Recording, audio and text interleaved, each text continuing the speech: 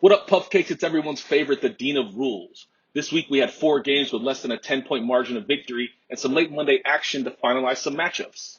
Some major shakeups in the overall rankings may have you a bit worried, but be grateful this isn't the 2020 baseball season, because after a third of the season, we'd be moving on to playoffs and you'd be shit out of luck. We still have plenty of season left, so it's time to make some adjustments and get the season back on track. Hope you all are ready, because it's time for Puffcakes Fantasy Football Recap. In week 4, Don't Touch My Chub took his first loss of the season. Down goes Frazier! Down goes Frazier! Not only did Juan in 12 hand Flip his first loss, but he also dethroned him from the number 1 spot. Flip's piss-poor 104-point performance not only cost him his undefeated season, it also dropped him to 3rd place in the league rankings, while Sam scored enough points to climb into 2nd place behind a 3-game win streak. Flip put his trust in Tom Brady in his return to Foxborough and left Dak Prescott on the bench. Dak outperformed Tom by 23 points and would have given Flip the win had he been in his starter's lineup. To add insult to injury, not only did Flip earn himself a Sosa, he also is a proud recipient of the You Big Dummy Award. You big dummy, you big dummy, you big dummy, you big cold-blooded dummy. With Flip dropping to 3rd, we have a new number 1 ranked team in the league. That's right, yours truly, Daddy Shark. I'm the king of the world!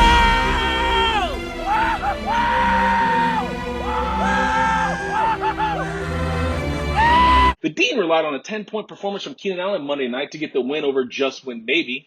The name seems fitting for Evan's team, as it's obvious he has no clue what he's doing and he's just throwing shit at the wall and hoping it sticks. He is one of 3 teams with 3 losses and currently sits in last place. Strong performances by Cordero Patterson and Kyler Murray helped power Daddy Shark to his 3rd victory, while Jalen Hurts and Antonio Gibson led the charge for Evan. The 127-119 victory for the Dean was one of 4 with less than a 10-point margin of victory. In a shocking upset, that's racist, blew past his projections and laid a 157-118 victory on Warner before you Falker. It looked hopeless for Robert after DJ Shark went down Thursday night without scoring a point. But powered by hate and rage for James, Robert battled back to get the league's biggest blowout of the week with nearly 39 points separating the two. Ooh, you suck. Freddie seems to be suffering without his stud running back CMC and waits anxiously for his return in week 5. Robert had a big game for the Bills defense with 33 points to lead his team, and 7 of his 9 players scored in the double digits. Robert was our 2nd highest scorer this week, so Freddie didn't stand much of a chance regardless.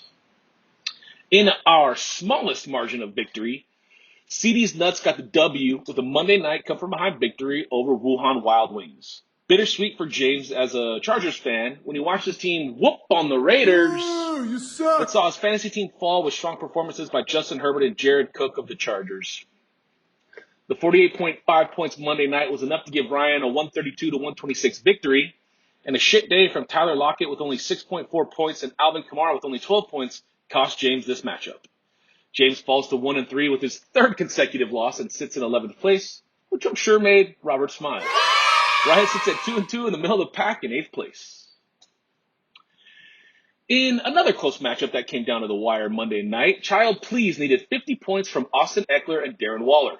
Eckler showed out with 30 points, but a terrible first-half performance from the Raiders Monday night and a late pick from Derek Carr while targeting Waller late in the game on the final drive couldn't get it done for Edgar. Kurt had a huge 47-point game from Tyreek Hill and 20 points from Justin Jefferson to power his team to a 148-140 victory. The Nature Boy moves up to 6th place and sits at 2-2, while the commish falls to 9th place with the same record. Edgar also earns himself a You Big Dummy Award for this week. You big dummy, you big dummy, you big dummy, you big cold-blooded dummy. For leaving Deebo Samuel and his 36 points on the bench while starting Marvin Jones Jr., who only gave him 6 points. In our final matchup this week, Chato gets our Bad Beat of the Week award as he faced off against this week's highest scorer, Kids. Chato had the 3rd highest points total this week and the highest points total in the season, but currently sits at 1-3 in 10th place. You got fucked and you don't even know it, and they didn't buy you dinner either.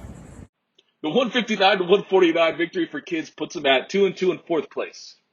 With 2 players scoring 30 points and 3 scoring over 20, Kid took the lead late Sunday and snuck out a win over our total points leader. Strong performances by P. Money Mahomes, DJ Moore, and Saquon left Chato just a bit short this week.